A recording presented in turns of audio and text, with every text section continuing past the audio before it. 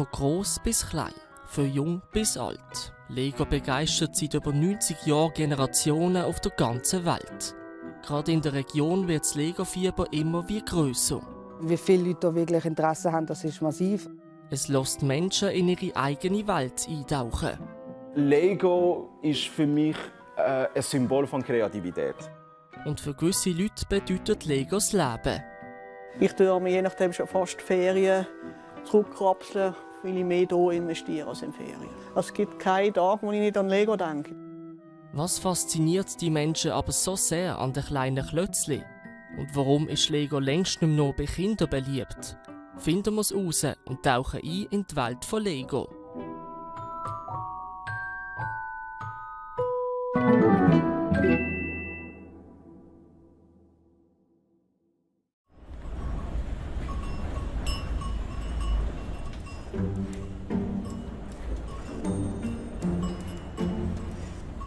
Ach, der Grossfahrer ist auch voranwärts geflogen. Der sollte eigentlich hier fahren. Da. Mit dem Basketball innen, der fliegt, der ist gut. Skateboardfahrer, jawohl.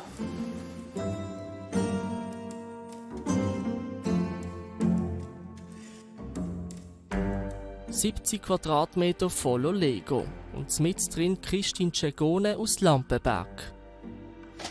Wie viele Steine sind da innen ungefähr, weißt du es? Oh nein, Tausende.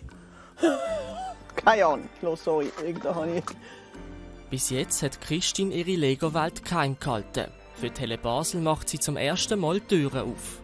Schule, Bahnhof, Einkaufsladen, Tankstelle, Krankenhaus, Theater, Skatepark, dann der Garten fürs Krankenhaus, Feuerwehr hier bei der Häuserbank, Feuerwehr hinten der Giertenbahnhof, wo noch kein Leben da ist, den muss ich machen. Dann hier oben mehr Freizeit mit einem See, wo man angeln kann, campen. Der Wildtierpark oben mit den Tieren, ein Bauernhof. Zwar hat Christine schon als Kind Lego gespielt, damals aber schnell wieder das Interesse verloren. Erst im 2017 hat sie das Lego-Fieber so richtig gepackt. Damals nach einem Sportunfall, so die damalige Malerin. 6 Monate daheim gesehen, dann war es mir langweilig, ich Handwerker etwas machen. Was habe ich gemacht? Eine Lego-Schachtel gekauft. Und so hat es einem das andere gegeben. An 18 habe ich jetzt erst mal einen Hobbyraum gekauft, also besser gesagt nicht gekauft, gemietet. Und so hat es dann angefangen. Dann war es irgendwie zu klein, auf Münchenstein grösser, und dann war es immer wieder zu klein. Und jetzt habe ich den hier oben, der gross genug ist, hoffe ich. Mittlerweile hat sie mehrere 10'000 Franken investiert. Nebst dem Dorf baut Christine auch jedes Jahr eine neue Winterlandschaft. Aber auch ein Freizeitpark darf nicht fehlen. In der Lego-Welt unterscheidet man zwischen 2 Begriffen. Builder, das sind die nach Anleitung bauen, und Mokko, also freies Bauen ohne Anleitung. Christine macht einen Mix aus beidem, wie sie sagt.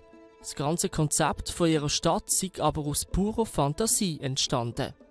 Da gibt es Tage, da läufst du den Ring von Hand, geht es dir einfacher, da fließt es nur noch, da bist du einfach am Bauen. Aber die Zeit geht recht schnell vorbei, du hast kein Zeitgefühl, wenn du am Bauen bist. Und dann gibt es Tage, da mag ich überhaupt nicht so bauen. Weil es musst du Ideen haben, wie will ich es machen, das. Und dann gibt es Tage, wo du baust wieder alles ab. Oh nein, und dann höre ich meistens auf, wenn mir der Faden fehlt dazu, dann fange ich gar nicht an. Ein Leben ohne Lego. Für Christine unvorstellbar.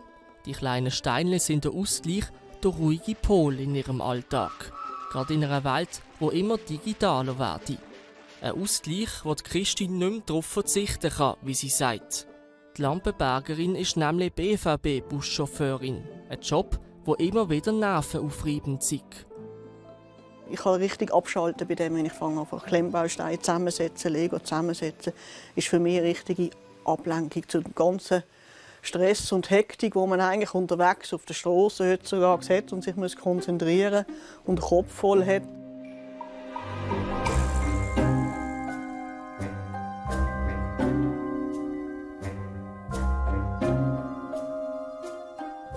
Vom Bus steigen wir ins Tramli und machen uns auf den Weg ins Laufental.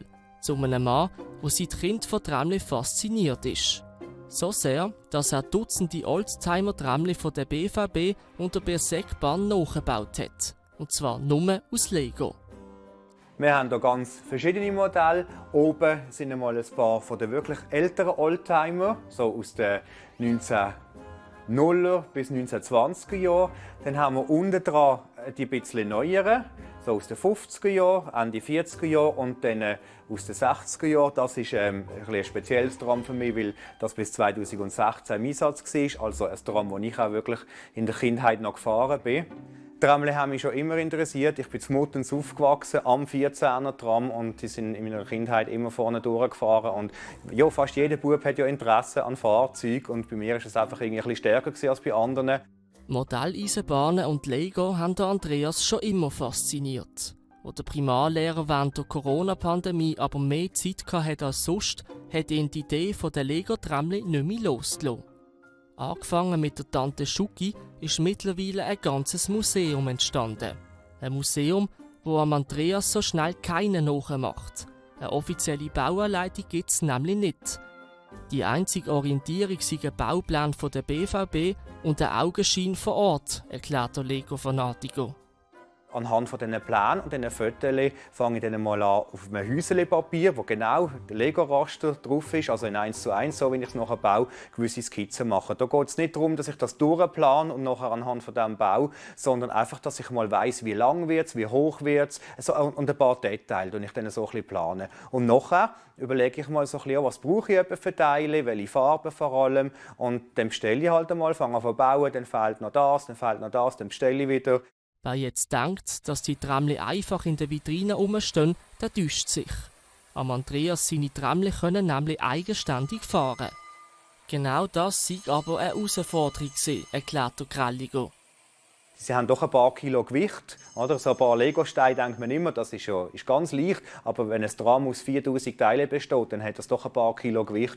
Und dass das so stabil ist, dass es auch zusammenhält, wenn es mal holpert, über ein Weichen oder so, das ist eigentlich die grösste Herausforderung. Und da bin ich ja nicht drum herumgekommen, einzelne Sachen halt einmal anzukleben. Grundsätzlich mache ich das nicht, aber mir ist eben auch wichtig, es muss fahren, also muss man auch Kompromisse eingehen. Ich kann nicht sagen, ich tue nichts kleben, ich tue nichts schneiden, ich tue nichts bohren.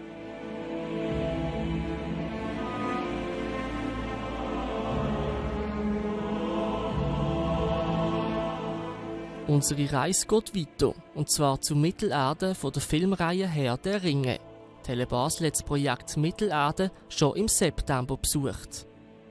Projektleiterin Peony Schütz ist im Dezember dann nochmal einen Schritt weitergegangen und hat den ersten Lego-Verein der Region gegründet. Und so ist im Gundeli bei der Heiliggeistkirche mittlerweile ein richtiger Lego-Keller entstanden.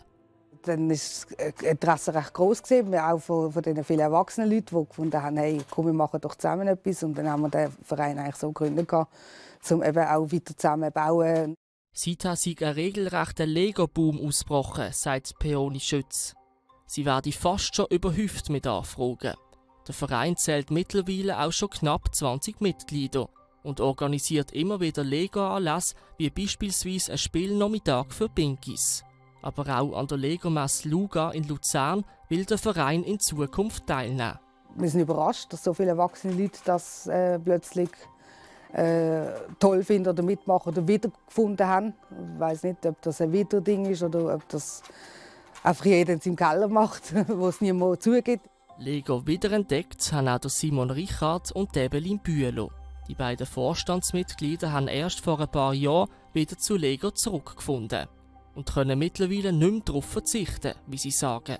Freude, ein bisschen innere Ruhe auch. Es ist zum ein bisschen oben runtergekommen, wenn man einen strengen Tag hatte, mit vielen Leuten vielleicht auch zu tun hatte.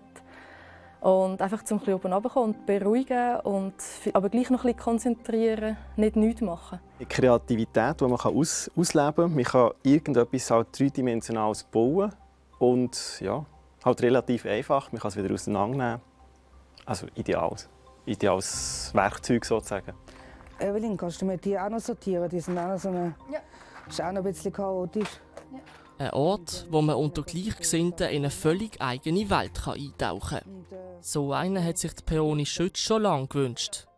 Ich kann mich sehr gut entspannen. Und wenn die anderen Gespälle, also die anderen hier sind, wir haben es immer sehr lustig zusammen, gemütlich. Vielleicht schauen wir noch Film zusammen, dann zusammen Lego bauen, können es lustig haben. vor allem können wir zusammen etwas erschaffen. Also auch eben die Welt jetzt. Wir können als Team auch zusammen etwas machen. Und das ist eben auch noch wichtig.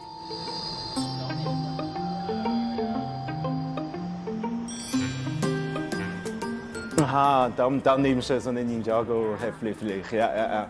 Das ist auch super Weg, so eine Figur zu bekommen. Ja. Machen wir einen Preis drauf. Neu ist seit dem Dezember auch dieser Laden hier im Gundeli, Panda Bricks. Ein Laden, der nur Lego verkauft. Darum überrascht es auch nicht, dass der Verkäufer Ming Li selber Mitglied im Lego-Verein ist. Mit seinem eigenen Laden hat Ming sein Hobby zum Beruf gemacht. Ich war früher Laborant, hatte einen recht stressigen Arbeitsalltag.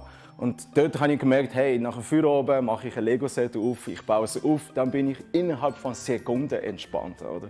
Und nach ca. wie gesagt, 3-4 Jahren habe ich mir gesagt, hey, ich möchte jeden Tag mit einem entspannten Gefühl arbeiten. Auch der Ming spürt einen Lego-Boom in der Region, vor allem seit Corona. Am Anfang hatte er primär Laufkundschaft. Mittlerweile würden aber auch viele Sammler vorbeikommen. Der Altersunterschied könnte dabei grösser nicht sein. Wir haben eine Kundschaft von 4, 5 bis 87 ist bis jetzt meine älteste Kunde, ja, genau. Bei den Kindern sind vor allem Lego Ninjago und Superhero beliebt. Bei den Erwachsenen wiederum Sets, die realistischer sind. Zum Beispiel Lego Botanical, wo realistische Blumen und Pflanzen nachstellt.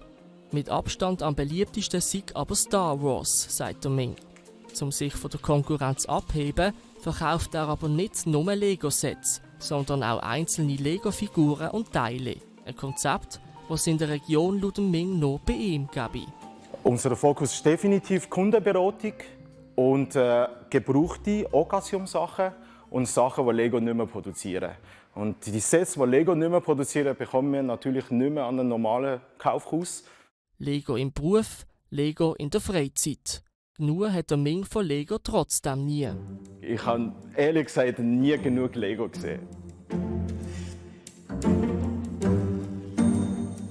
Zurück bei der Christine. Trotz 70 Quadratmeter voller Lego hat sie noch lange nicht genug. Also mein Mann sagt einmal, hast du jetzt langsam genug Lego, aber ich sage, man kann nicht genug haben von dem. Und die nächsten Projekte warten schon. Schliesslich muss jeder Zentimeter im Raum ausgenutzt werden. Hier baue ich meine Lego Star Wars Szene, Hotmock, mit den Rebellen und den Angriffen, den Berg, Schneeding. Ich baue es modular, damit man es mitnehmen und ausstellen kann. Es ist alles frei aus dem Kopf. Es bleibt zu hoffen, dass auch die Generation TikTok und Instagram die Faszination für Lego weiterträgt und ihre Kreativität nicht nur online, sondern auch beim Bauen auslebt.